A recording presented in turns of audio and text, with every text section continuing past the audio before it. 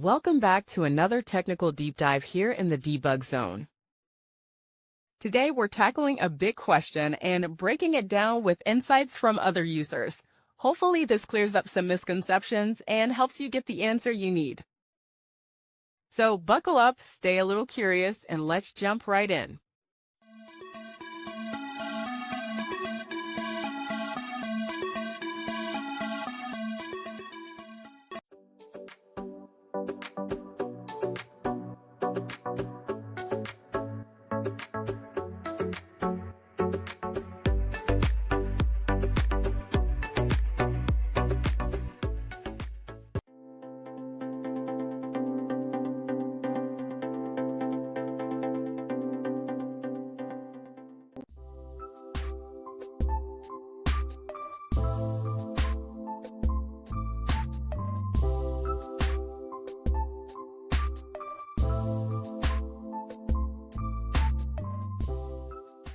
And that's a wrap.